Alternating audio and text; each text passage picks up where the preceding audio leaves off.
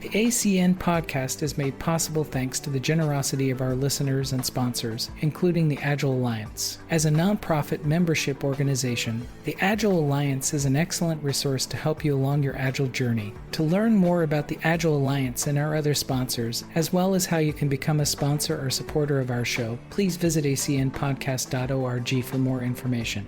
And thank you for your support.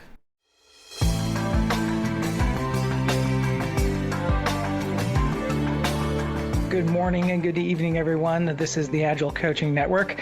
The Agile Coaching Network is brought to you by the Agile Alliance. If you don't know who the Agile Alliance is, please go up to agilealliance.org. Give them a look. We're a nonprofit organization, and your membership enables us to do things like this live event and podcast, as well as a whole bunch of other different things that we go off and do as an organization. So become a proud member. I am Ray Arell. I am the host. I'm here with a group of regulars that join up on a monthly basis to go over all these cool things that we have in this universe of Agile and Agile development.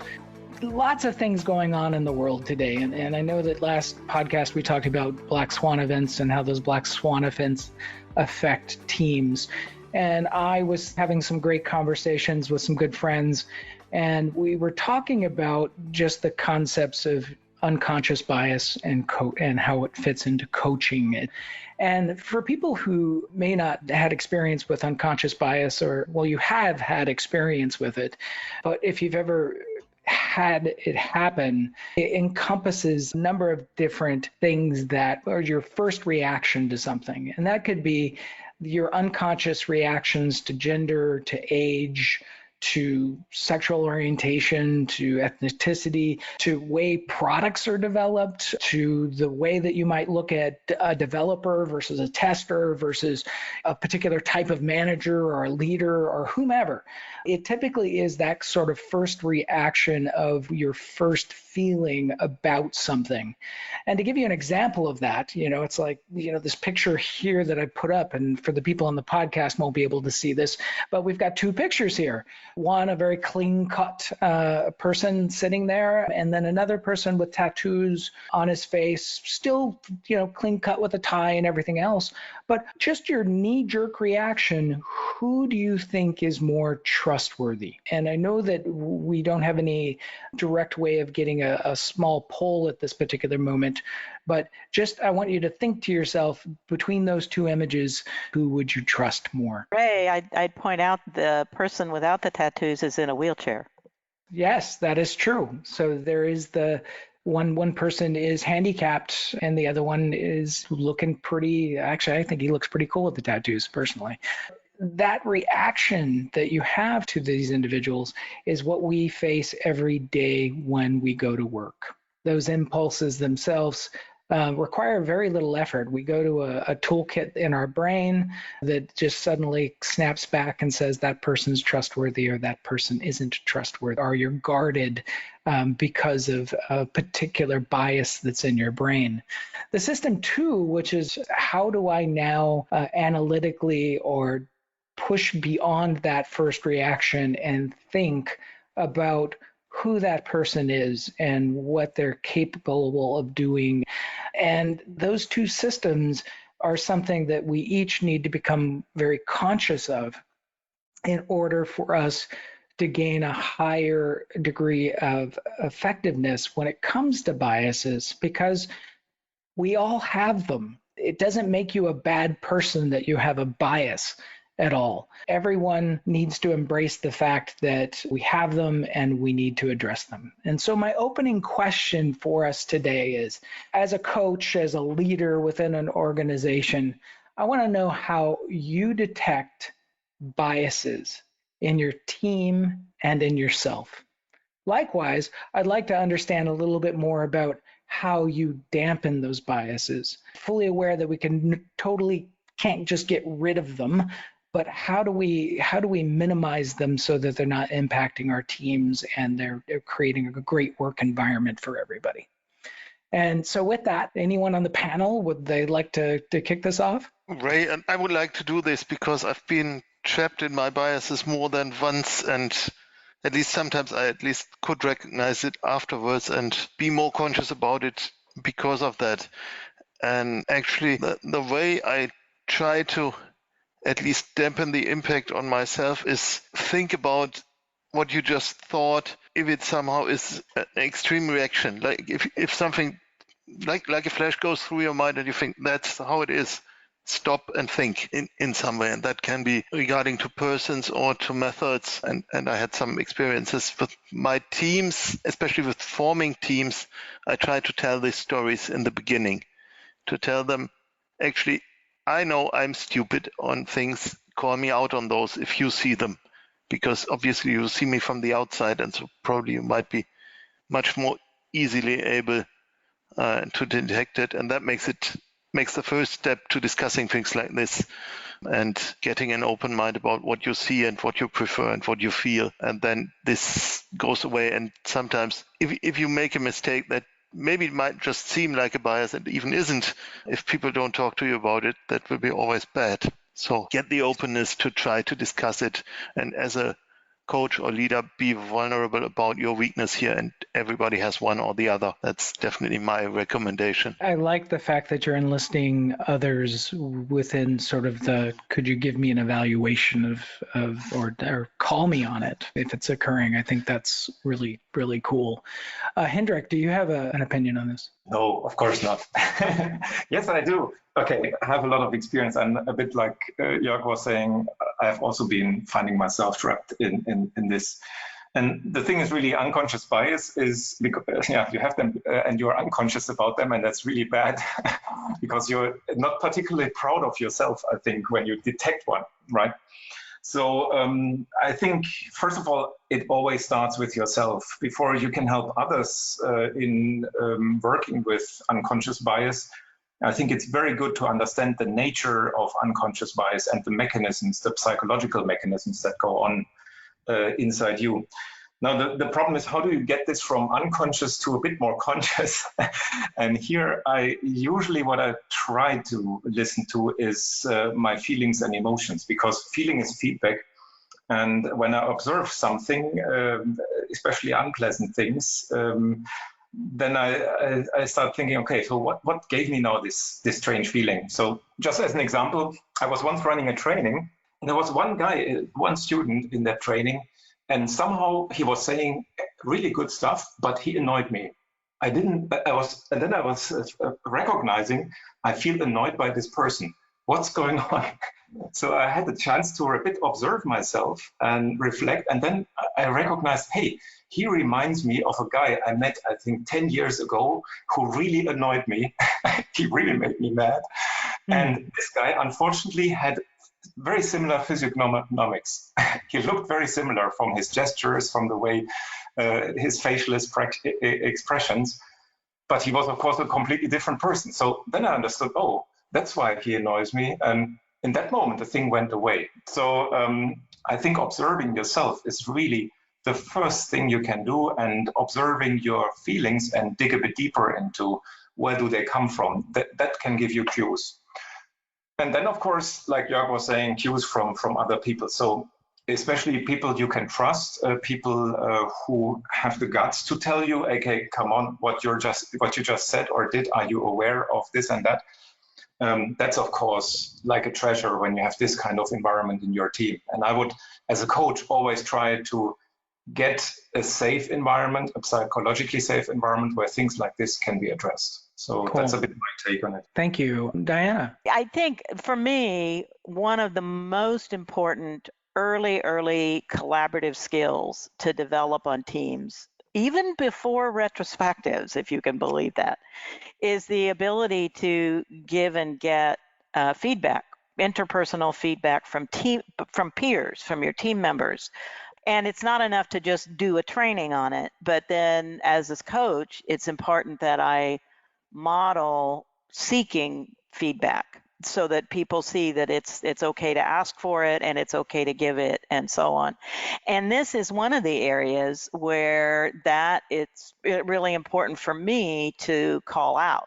There was a time when there was somebody that I was co-training with for a while, and at the end of the day, at the end of the first session, or if it was a multi-day session, when we over dinner, we would always ask each other the question, who's your favorite? Who's your favorite participant in the class?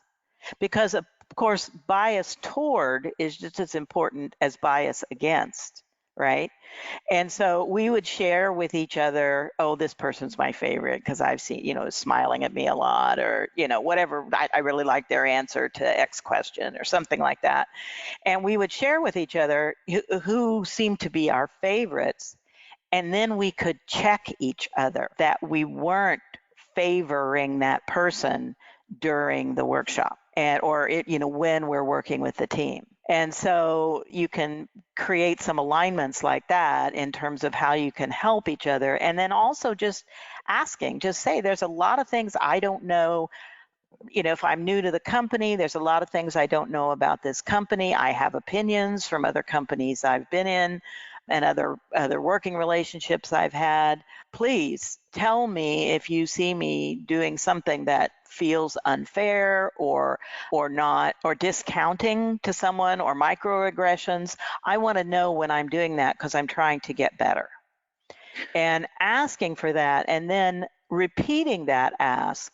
Hey, has anybody seen me? Please take me aside. I'd really like to know about this. I'm really trying to this is a place I'm really trying to improve. Kind of underscores that you feel, that I feel as a coach, this is a really important thing to make us into a strong team. We have to, it's a part of building psychological safety. I need to know how other people, how people, as a team member, I would need to know how other people are regarding me. Do they find me trustworthy? Can they not trust me? What's going on? Or to explain puzzling behavior or those kinds of things. So those are all things that I really work on. And of course, today's Juneteenth in the US. That's a brand new holiday to some of us, but a lot of us have been dealing with it for a long time. And for those on the call who aren't from the US, it's the celebration of when slaves were notified about the Emancipation Proclamation. The Emancipation Proclamation that made them not slaves happened, but it took 2 years for them to be told about it. So that's the commemoration of Juneteenth. And so we've been dealing with a lot of these kinds of things and working on, for me right now, really working on finding where my white fragility is in action and getting that, trying to dampen that down and the biases that I have around that from like you said, from the way you grow up. It comes from all kinds of things and we all have them. So it's just, I'm not going to beat myself up about it, but I am going to try to do something about it. And that's the important step. Well, self-reflection always is the biggest benefit, and having a safe environment. And I think you pointed that out, that being able to establish a place where people, regardless of any of the biases that are out there, can give feedback, can actually bring that in. Sometimes we get into the throes of creating something within a company, and I can tell you that we go so fast that we're not thinking, we're not turning on that brain. Shauna, are you there? So I'm going to take a little bit of a different angle. I agree wholeheartedly how much self-reflection is important. As I think as a coach, creating a safe space and recognizing when you're facilitating how to create that space is really important. So for example, if you notice that there's core people always in the front of the room when you're going through problem solving because of their title, because of who they are, and the rest of the team doesn't have an opportunity, it's so important to create that space to allow everybody else, the people who don't have a voice, the people who feel, they may be growing in their role, to bring them to the front of the room, if you will, and make sure that they have that space. I think also when you're in a group of people, having the voice to call out when things don't seem quite right, like if the only female in the room is being asked to take notes or to order lunch, those kinds of things. I think it's just really important to recognize when it happens, state when it happens, and create the space so that others have the opportunity, because when an unconscious bias happens, it's because it's unconscious. a lot of times just folks aren't even recognizing that it's happening. And when you call it out, it's like, oh, I didn't realize that was happening. Thank you for bringing that to my attention. And so just as importantly as it is to look inward, I think it's equally as important to highlight it in the workspace with our coworkers as you're building that transparent, quick feedback environment. I agree with what you're saying. I've seen, we did a diversity sense making back at my old employer. And one of the feedback that came through was, and we had a big challenge with women in tech as well as upping the diversity numbers in technology. And we would see feedback that would come in, or stories from women who said that, why do I have to sit here and represent my entire gender while I'm sitting here at this table? Can't I just be a developer? Can't I just be treated as others? And some of them were experiencing imposter syndrome because of the fact of the way that the biases were being thrown back at them. It actually was kind of reinforcing this other environment too, which is always unfortunate. Let's see, Justin, what do you have? I often journal, and not on the things you would think, but emotions or items that come up that may or may not have been desired or might have stood out, but also in between team members, really just so not there in the moment, but in off time or over lunch, I have something to reflect on and really address actively with facilitation, whether it's in a shorter workshop or in a more longer running team engagement. So on your journaling, you use that as a reflection mechanism to be able to go back and look at these things? Is that what you're... Yeah, and it's more, if somebody aggravates or somebody seems to have monopolized a call, really just writing it down, not to solve necessarily right there in that second, but at the next break or when there is time to really put thought on it, kind of actively adjusting either myself or the workshop or facilitation to not overcompensate, but at least take that into account that, hey, I felt this way, or I noticed, a less than equitable share of opinions. Sure. And I'll tell you, as many workshops as I've ran, I have been in that same space where others will go out and get their coffee. I'm sitting there and self-reflecting about how the first half of the class went, or other things, and sort of just thinking through about how to make the experience better as it goes through the next. So thank you for that. Let's see. Sheila, are you there? Yes, I am here. Hi. Hi. I have a couple of things on this. One, I want to follow up on what Diana was saying, which was about the positive bias, and kind of bringing us back to that first slide, because I have a friend who is actually disabled and kind of a little bit, salty. And and she will tell you that people tend to trust her just because she's disabled. So there is that positive bias, that bias which is thinking something positive about somebody just because of how they look or sound. And so I just wanted to acknowledge that I have seen that in action.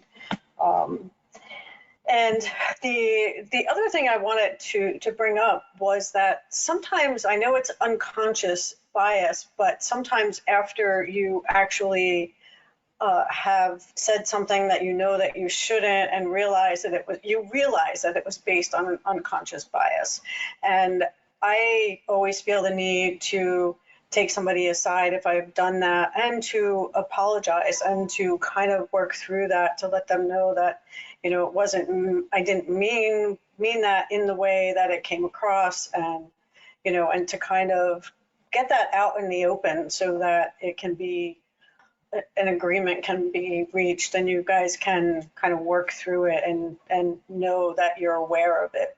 There was a priest that was talking about how in a group of individuals, a very diverse group of people, that one person said something that was a bit inflammatory to the rest of the group, and everyone started to sort of attack that individual. And the priest said, well, wait, hold up for a second. We need to give ourselves permission to be clumsy, because the person clearly didn't mean it the way that it sounded. Let's let people be clumsy and allow them to make that mistake. And now let's go ahead and do it in a gentle way of how do we let them know that that was offensive, you know? Right. And my thing, like if you recognize it in yourself, I do think you need to call yourself out and put it out in the open. Otherwise, it's just going to fester with the person that you had that interaction with. Absolutely. Yeah. Never let things fester. That is very true. Thank you. Thank you so much. Ben, are you there? As a coach, I always struggle with the concept of getting more done by doing less. And in the concept of getting the team to understand and dampen bias, I would be interested in working more on, rather than calling out things that I see, having the team self-discover that, by maybe, rather than calling out an activity or a behavior, asking someone else to paraphrase it or rephrase it or echo it back. And I'd be interested in others' suggestions on way to have the team themselves detect and dampen that bias. Cool. Hopefully we have a couple of people who will chime in on that one. Let's see.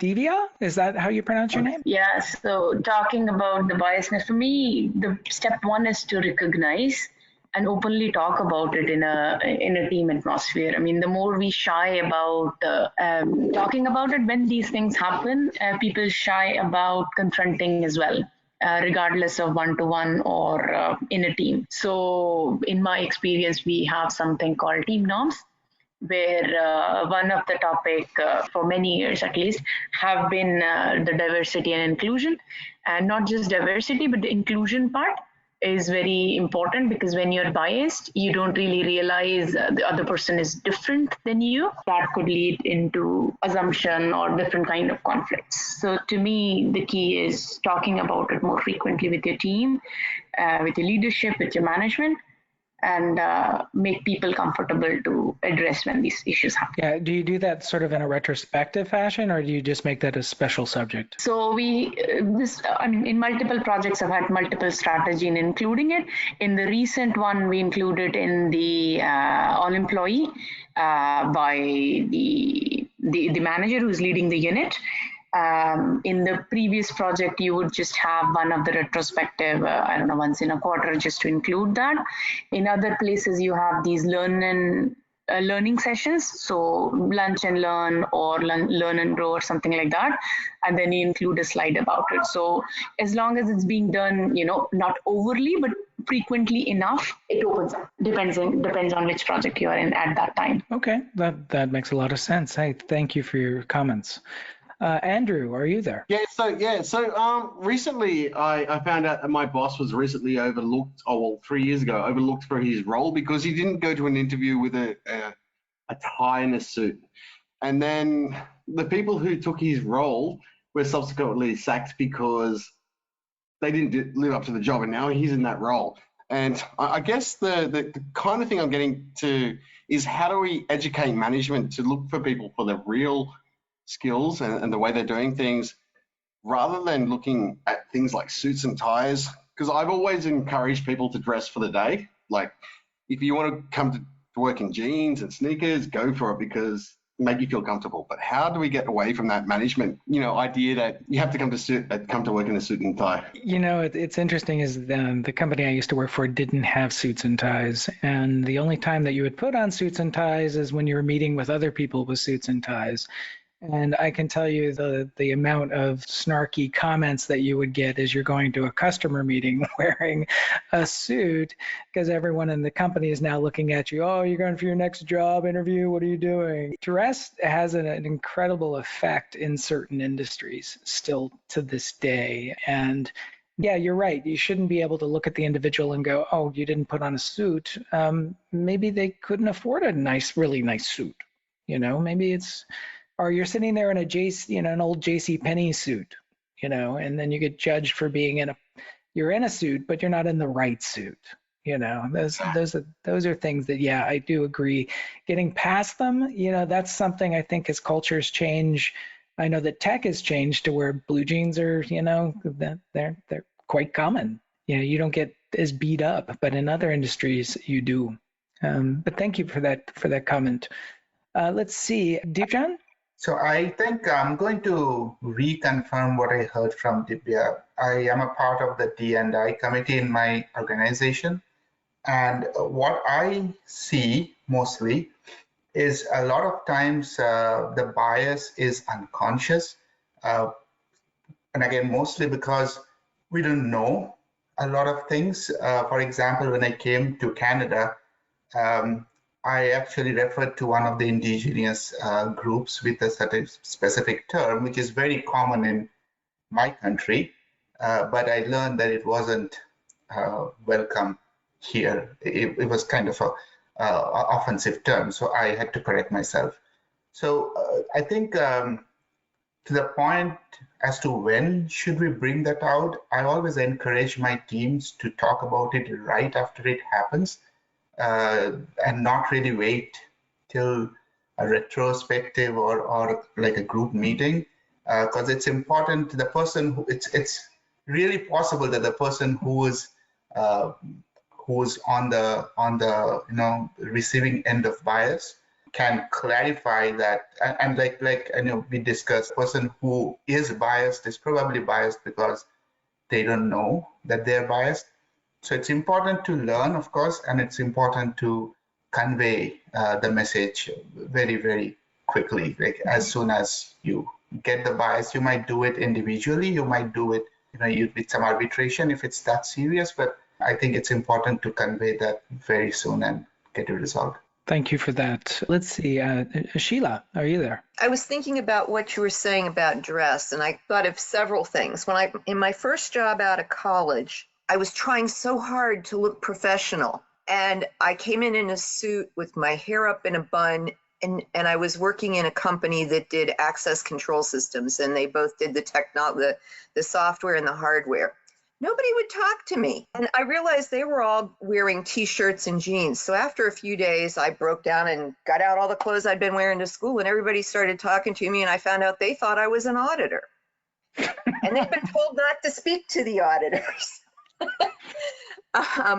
And then later in my career, I was in a tech company, a telecom, where I was in IT, and I was managing large teams, and I'd be in a room where I'd be the only woman in the room, and somebody would come to the door looking for something or to ask a question, to ask how much longer we were going to need the room, whatever, and they would look around in great confusion trying to figure out who was in charge, and I realized that this was in an environment that was much more casually dressed, so we were mostly wearing like polo shirts and khakis and things like that.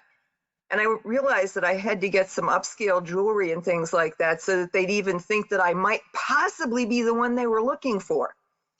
And then in a company I was in recently, there was a manager who kept telling one of his subordinates that he was way overdressed. He was wearing a polo shirt and khakis, the subordinate was. The manager was wearing, I don't know, some kind of shorts with pockets on the sides and t-shirt and things like that, because they'd really gone to totally casual. They were no longer doing business casual. So, but that assumption of what's appropriate, even in the same industry and similar kinds of environments, has kind of evolved. And I know there are some companies that they would still expect me in some organizations to come in a business suit. So that's one kind of bias that we all have.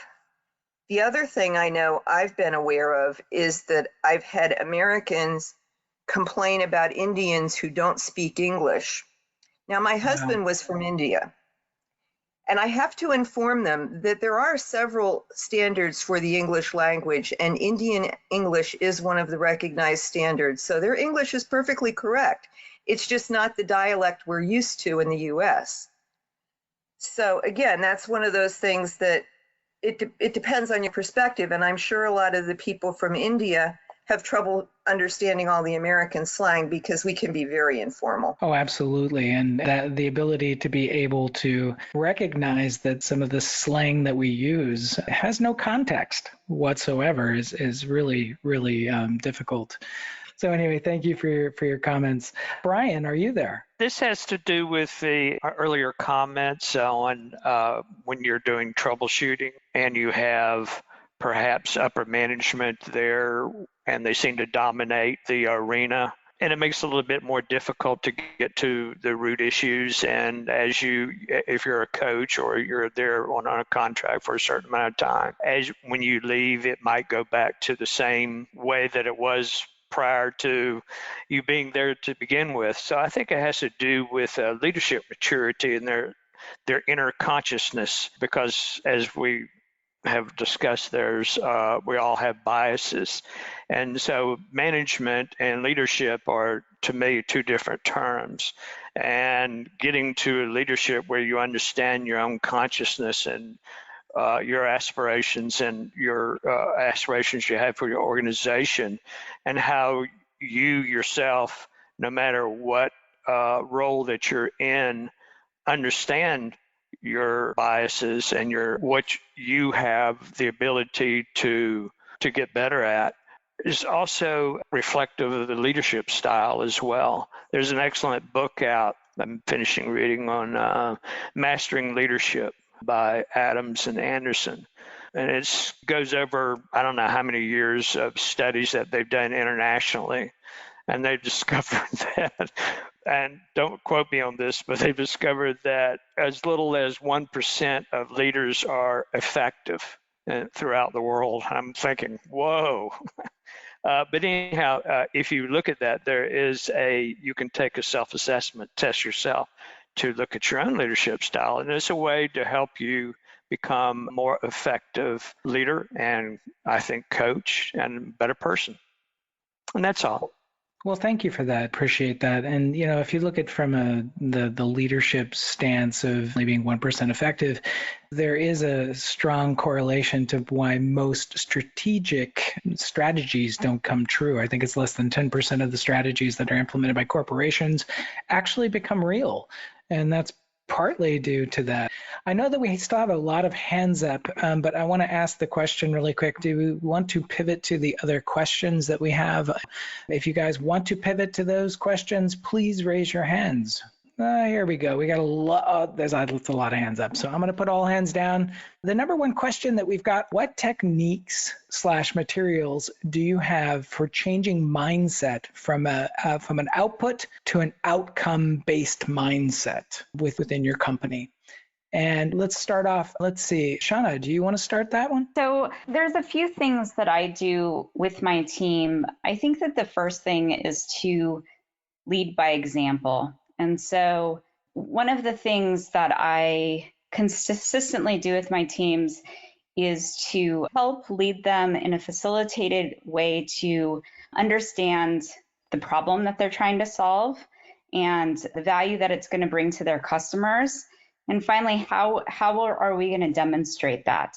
And so a lot of times as we look at agile practices, the core tools that I find to be the most important isn't necessarily the ceremonies that happen in the midst of building the product, but it's sort of what comes before and what comes during. And so if you're unable to show value and demonstrate to your stakeholders, to your customers as you're going, a lot of times it's like the team is just sort of churning.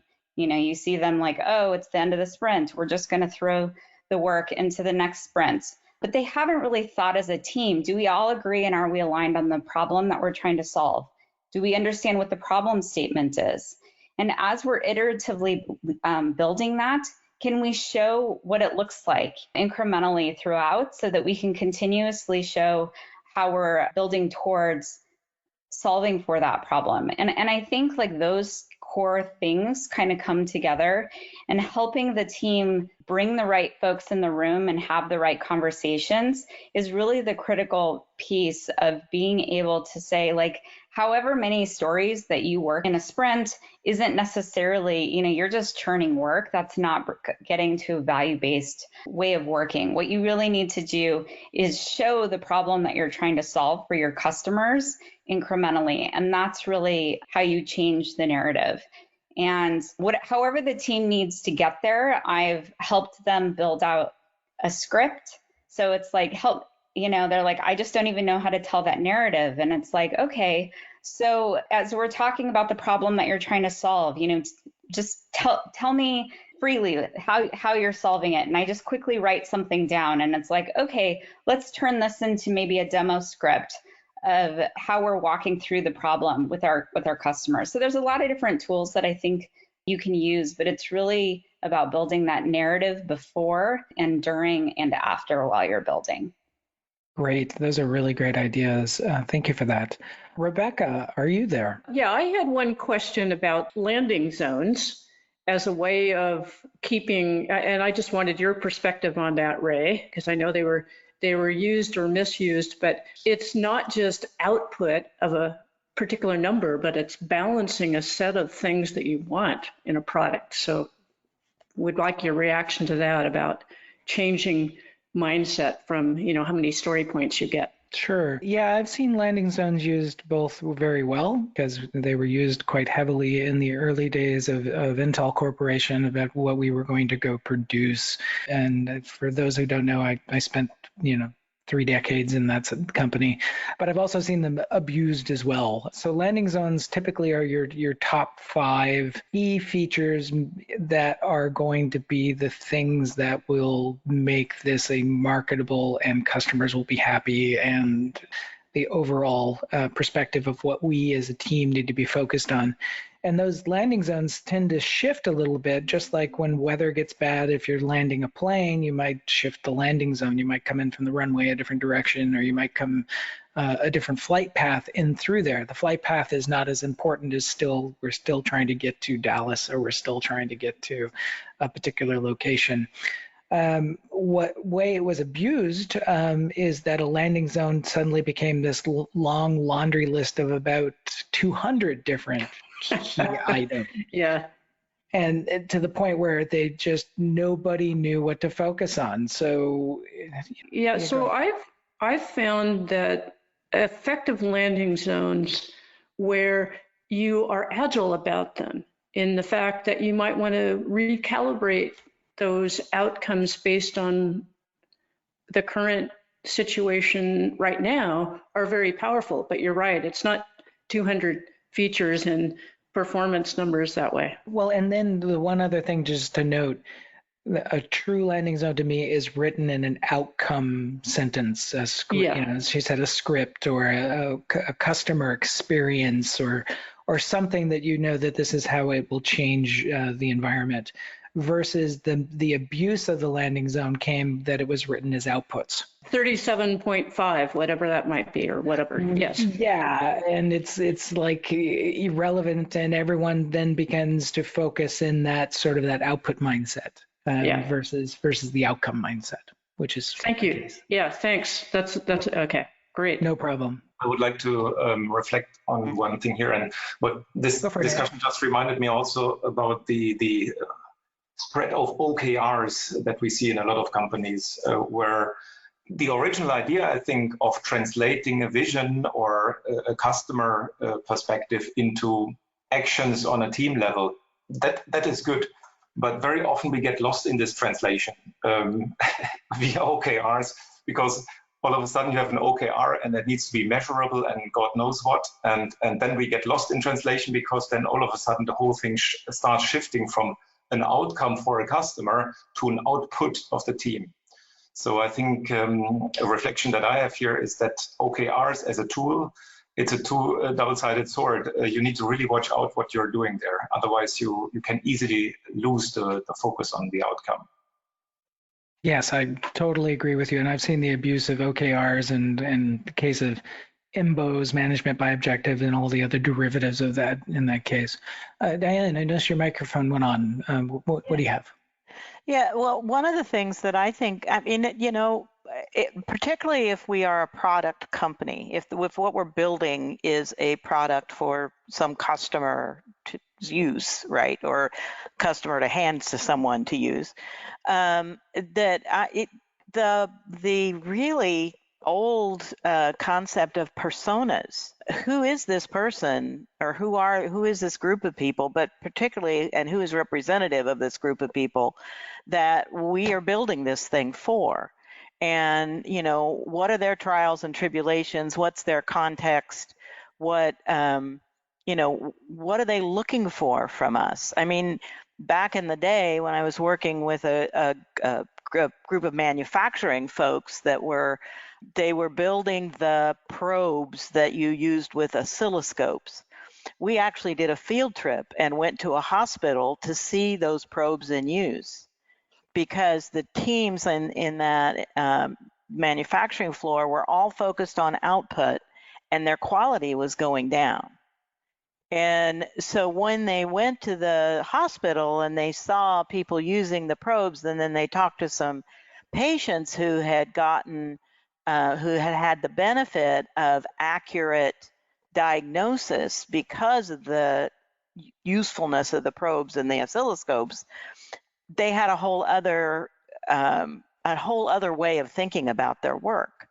And I think, so I often advocate field trips for teams if that's possible, but where it isn't, just a persona even of who is it we're building this for. And then there's a kind of not just an intellectual connection to here's the work that we're trying to do, but there's also a meaning connection. We're trying to help this person accomplish these things, faster or in a more a higher quality way, whatever quality is to that person. Jerry Weinberg says quality is something for some person, right? And so I think personas are often, a lot of people, it's an idea that's been around for, I don't know, almost 20 years, but we don't use it as much, or maybe have never used it as much as I've done about it. And I think it can be very powerful. Well, I think practicality-wise, yes, could you bring your whole 300-person team to a particular field trip? You could, but with the way that the things are structured, I think you also have to look at other things that you might be able to bring as well.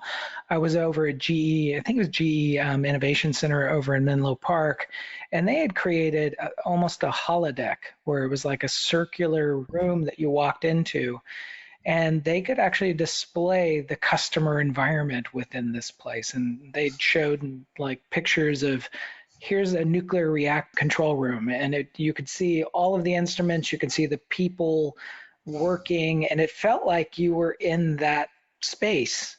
And so when you were designing something, you could see how the persona was interacting with the existing systems.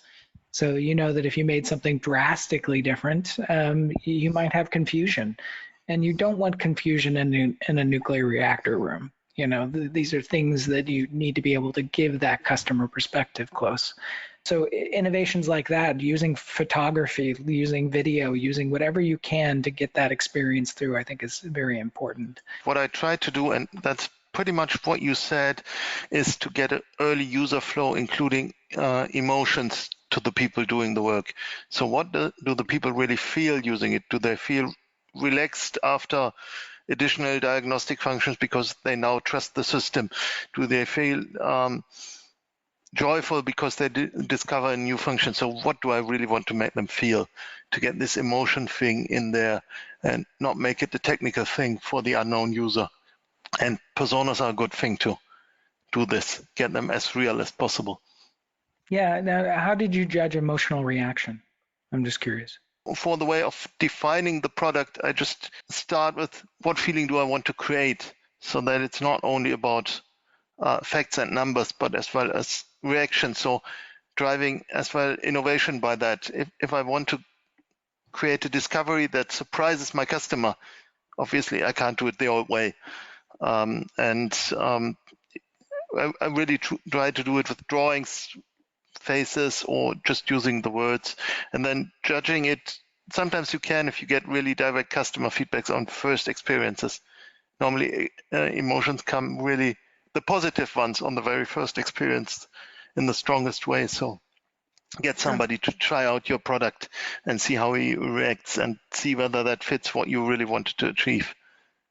Sure. So yeah, I believe in A/B testing. I believe strongly in all forms of, let's put a customer in front of it and just see what they feel, which is really, really good. Santosh, are you there? Yes, I'm here. So this is interesting, very close to what I've been coaching. one of the things that what I feel like it's, making it real to the teams in the sense, what is an output and what is an outcome? One of the simple thing that I do with the team is when they say, oh, our velocity is this, or what is your velocity of the team? I'm like, how much velocity do you need? You can, the story point inflation is very easy to make the whatever the output you want to get at, but that's not we are actually trying to measure. When I say to them is that use that velocity as your capacity to plan the next sprint, then all of a sudden everything starts changing. And then I ask them to do is check as to whatever you committed in the beginning of a sprint or whatever that period is and how much you were able to deliver. That changes the focus from output to an outcome. In the sense we promised this and we delivered this. And all of a sudden they so many of my teams came back to me and said, now we realize what we were chasing was a number instead of what was we were delivering as a value. And it's that distinction, small things that can make a difference as to what is an outcome and what is an output. And it really changes the dynamic of the team, everything else beyond that. But that has worked really well for most of my coaching as a first principles to start with. Very good. I like that. I like that quite a bit. Brian? I go back to, I regress to project, one of the most successful projects I was on was actually, maybe this has to do with behavioral driven development, is having your client actually help drive their outcomes by being more involved with the product itself. So they're actually, if you're doing Agile or any time box period, from any time box period to the next time box period, they're actually driving what they think is the more important, and they see the effort that you put into it. And so they may give you a reflect back. You get that reflection instantaneously. I realize you can't do that if you're international, but that was back then, and we were virtual, so it worked. I thought that was probably one of the best. Just wanted to kind of share that. That's excellent. Jeremy he says whatever generates empathy to your users, which is vital. We are at the top of the hour. I know we have a number of hands that are still up, and I apologize. Sometimes we just run out of time throughout the hour. Coming in October, there are a couple of events that I was scheduled for. I'll let you guys know whether or not those are still on, as well as in November. I'm going to hopefully try to get to Germany again this year and be a part of the Agile Testing Days event and do some mob programming with Arduinos, which I think would be incredibly awesome. So with that, I'd like to thank the regulars. You guys are awesome. Love you. And I just want to say that you guys have a good month, and I hope to talk to you guys all soon.